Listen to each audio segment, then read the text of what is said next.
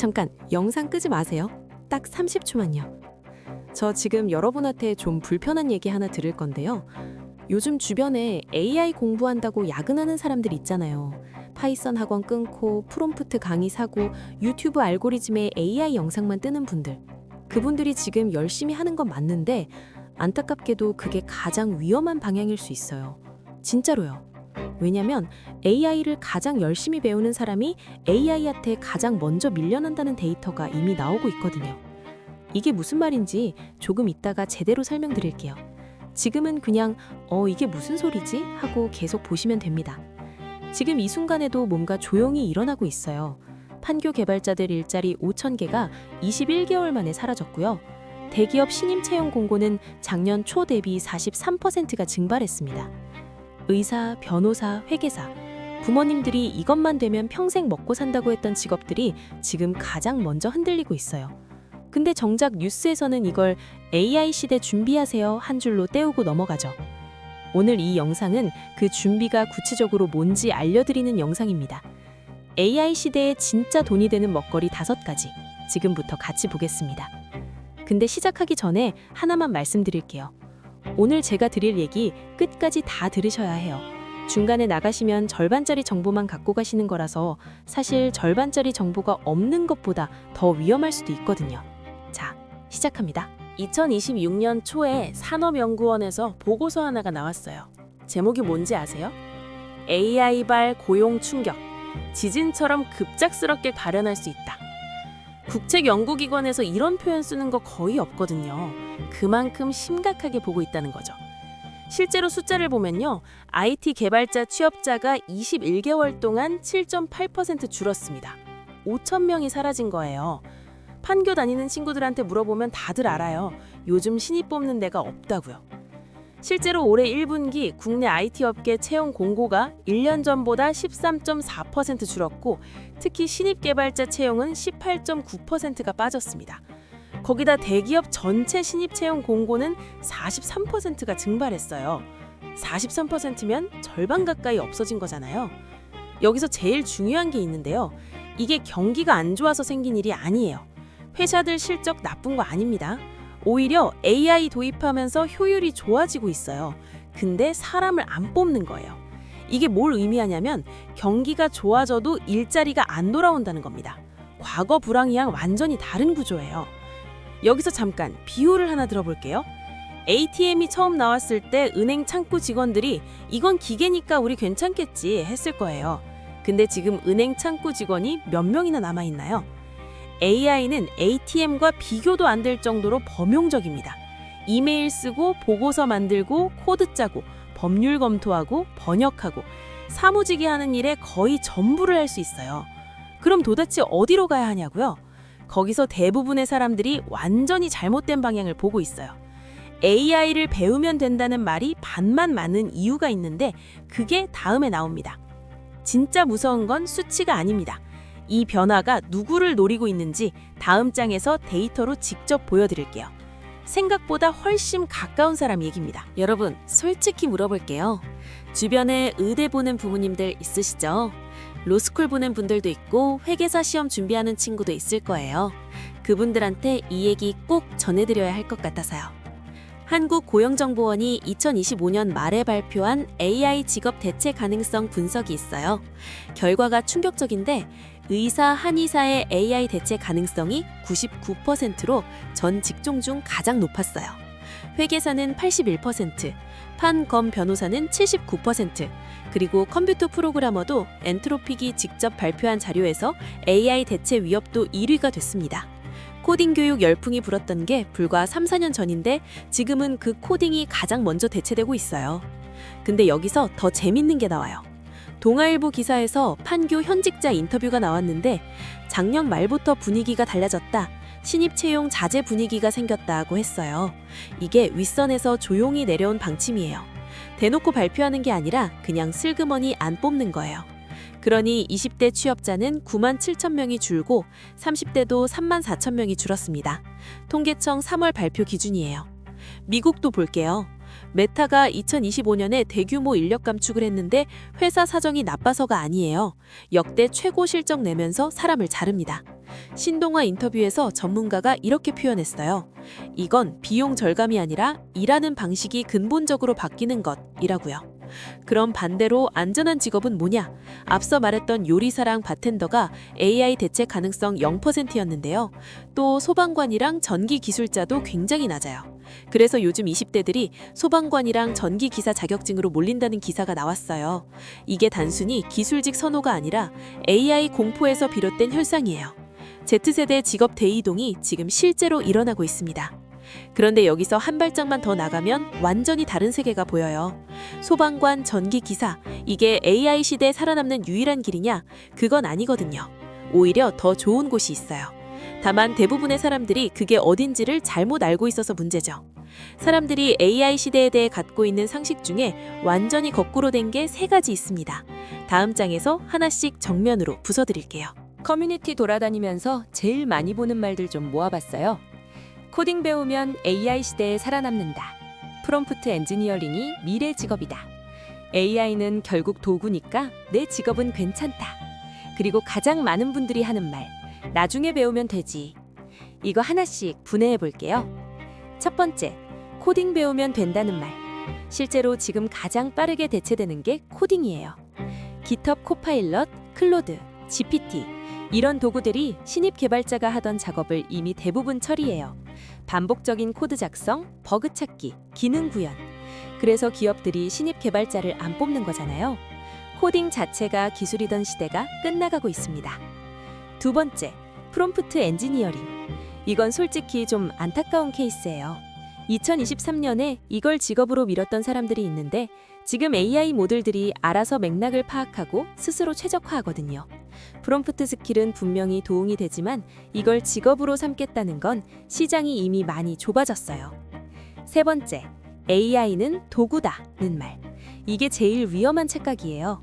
맞아요. AI는 도구예요. 근데 전기도 도구고 인터넷도 도구였잖아요. 전기가 생기고 나서 어떻게 됐어요? 촛불 만들던 사람들, 석유 랭크 파는 사람들 다 어떻게 됐죠? 인터넷 나오고 나서 여행사 직원들, 백과사전 편집자들, 신문 광고 영업맨들 다 어디 갔어요? 도구니까 괜찮다 하는 논리가 통하려면 그 도구가 내 능력 범위를 벗어나지 않아야 하는데 AI는 이미 많은 영역에서 그 선을 넘었습니다. 네 번째, 나중에 배우면 된다는 말. 이게 진짜 제일 무서운 거예요. 머서 컨설팅 2026 글로벌 인재 트렌드 보고서 보면 AI로 인한 일자리 상실 우려가 2024년 28%에서 2026년 40%로 2년 만에 급증했어요. 속도가 예상보다 훨씬 빠르다는 얘기예요. 가트너는 올해 말까지 기업 앱의 40%의 AI 에이전트가 탑재될 거라고 했어요. 그게 지금이에요. 나중이 아니라. 그럼 뭘 해야 하냐? 여기서부터가 진짜예요. 지금까지는 왜 위기냐를 봤고 이제 그래서 어디서 먹고 사냐를 볼 건데요. 이게 생각보다 훨씬 구체적이고 지금 당장 실행 가능한 얘기입니다. 이막 시작합니다. AI 시대의 먹거리를 이해하려면 경제학 개념 하나만 먼저 잡고 가야 해요. 어렵지 않아요. 30초면 됩니다. 보완제라는 개념이 있어요. 커피가 잘 팔리면 설탕이랑 크리머도 같이 팔리잖아요. 스마트폰이 폭발적으로 팔리면 케이스, 충전기, 앱들이 같이 폭발하고요. 이게 보완제예요. 어떤 것이 커지면 그걸 보완해주는 것들의 가치가 같이 올라가는 구조. AI도 똑같습니다. AI가 커질수록 AI가 절대 못하는 것들의 가치가 역설적으로 폭등해요. 그럼 AI가 못하는 게 뭐냐? 크게 3가지예요. 하나, 신뢰. AI가 만든 컨텐츠가 넘쳐날수록 진짜 사람의 경험과 판단에 대한 신뢰 수요가 치솟아요. 역설이죠? AI가 많아질수록 사람이 한 것의 가격이 올라가요. 둘, 물리적 현장. AI는 데이터 안에 있어요. 손도 발도 없어요. 현장에서 직접 뭔가를 고치고 만들고 구하는 일은 아직 사람이 해야 합니다. 셋, 도메인 전문성과의 결합. AI가 의료 데이터를 분석할 수는 있어도 환자 앞에서 15년 경험으로 이 검사 수치가 수치상으론 정상이지만 이 사람 얼굴 보니까 한 번 더 봐야겠다는 판단은 못해요. 특정 분야의 깊은 전문성은 AI와 결합할 때 폭발적 가치를 만들어냅니다. 이 세 가지 축을 기억하면서 지금부터 5가지 먹거리를 볼게요. 5가지 전부 이 세 축 위에 올라가 있어요. 첫 번째, AI 오케스트레이터. 오케스트라 지휘자처럼 여러 AI 도구들을 엮어서 실제 비즈니스 문제를 해결하는 사람이에요. 코딩 능력이 핵심이 아니라 문제 정의 능력이 핵심입니다. 현재 미국 시장에서 이 역할의 연봉이 2억 원을 넘기 시작했어요. 두 번째, 감성 경제. AI가 효율을 장악하면 사람들이 역설적으로 진짜 감정을 찾아요. 코칭, 상담, 퍼스널 트레이닝, 수제 공예, 라이브 공연. 이런 것들이 AI 시대에 오히려 프리미엄 시장이 됩니다. 세 번째, AI 크리에이터. AI 생성 컨텐츠 홍수 속에서 진짜 사람이 경험하고 검증한 컨텐츠의 신뢰 프리미엄이 생기고 있어요. AI를 도구로 쓰되 본인 색깔을 입힌 크리에이터가 이 시대의 승자예요. 네 번째, AI 인프라 서비스.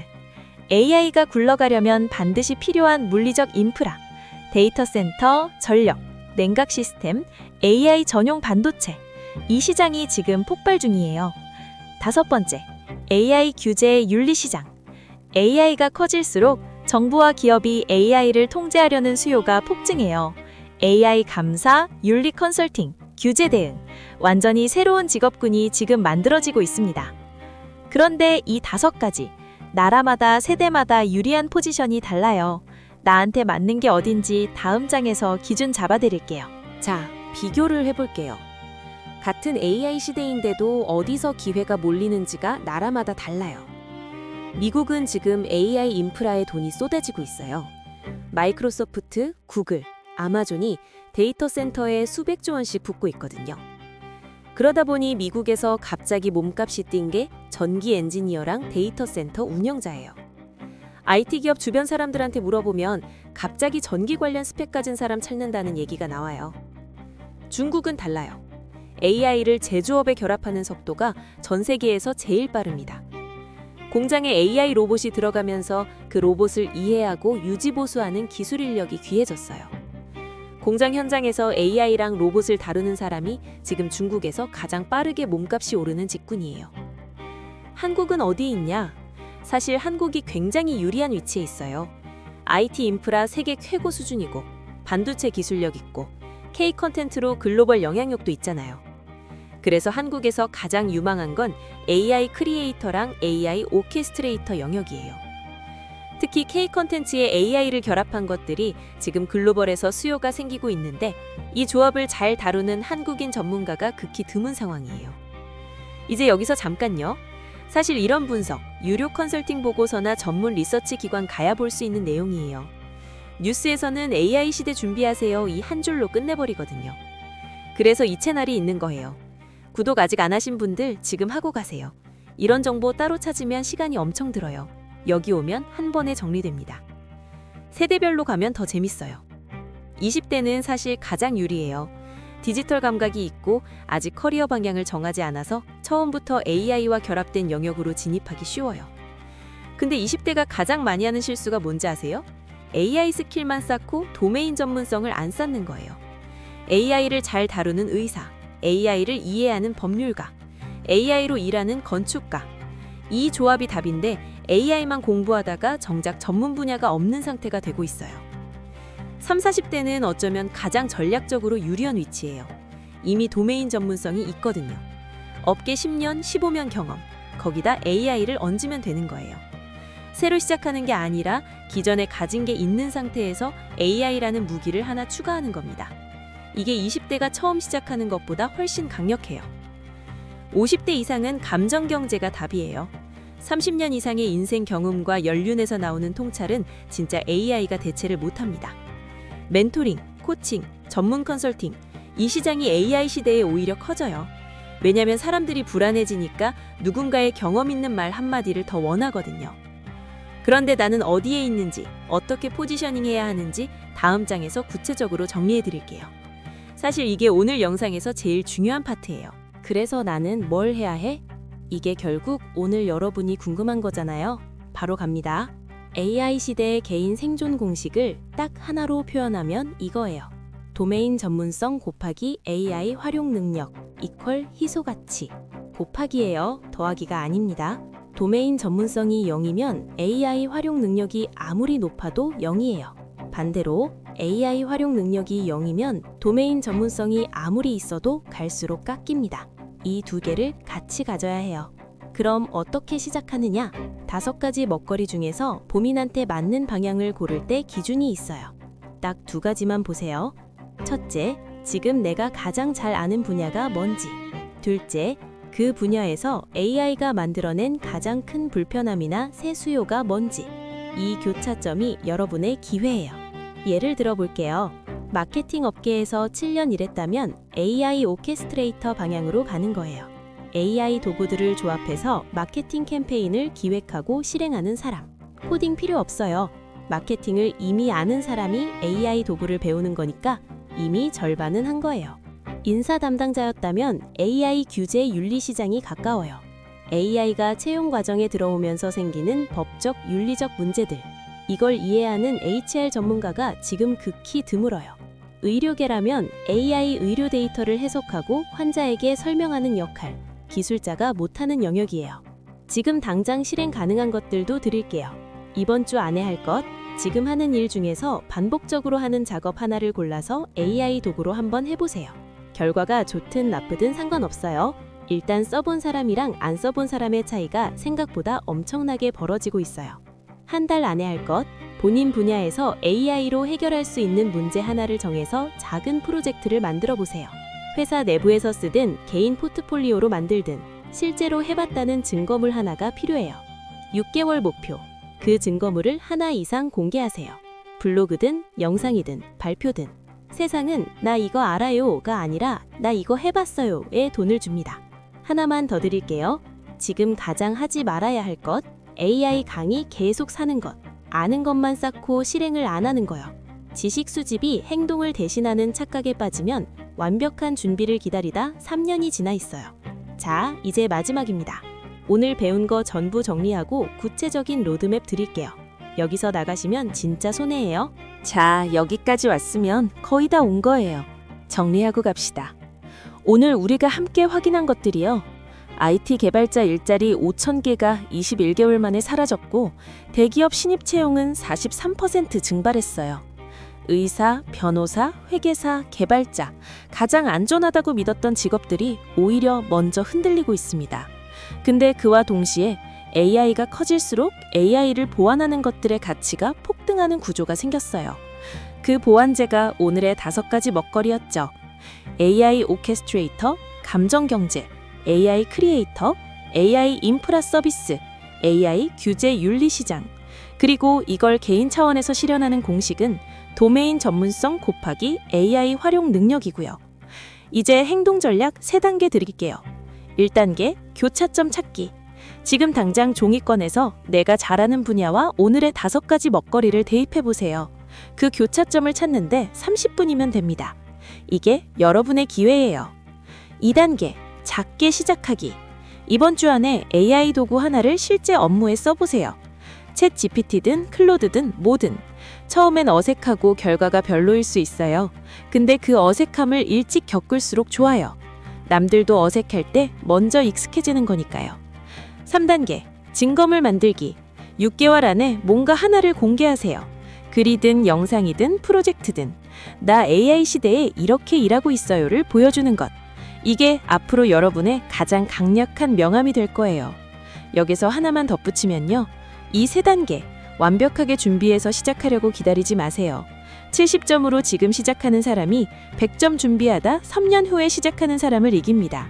경제학에서 선발자 우위라고 하죠. 먼저 들어간 사람이 시장을 갖습니다. 마지막 장에서 이 선택이 만드는 2가지 미래를 보여드릴게요. 하나는 꽤 좋은 미래고 하나는 생각보다 불편한 미래입니다. 마지막입니다. 2가지 시나리오를 보여드릴게요. 오늘 이 영상에서 배운 것들을 실제로 실행하는 사람의 3년 후예요. 마케팅 7년차 과장, AI 오케스트레이터로 포지셔닝 했어요. 지금 회사에서 AI로 캠페인 기획하는 프로젝트 이끌고 있고 덕분에 팀에서 유일하게 AI 전환을 주도하는 사람이 됐어요. 이직 제안이 들어오는데 조건이 지금보다 훨씬 좋아요. 아니면 이 경험을 콘텐츠로 만들어서 부업 수익이 월급을 넘기 시작한 30대. 또는 의대 5년 차인데 AI 의료 데이터 해석 능력을 추가해서 연구소에서 러브콜 받는 사람. 이게 불가능한 얘기가 아니에요. 이미 이렇게 되고 있는 사람들이 있어요. 스마트폰이 나왔을 때 앱 시장에 가장 먼저 들어간 사람들이 지금 어디 있는지 생각해 보세요. 그게 지금 AI예요. 반대로 오늘 이 영상 보고 맞아, 나중에 해야지 하고 넘어가는 사람의 3년 후.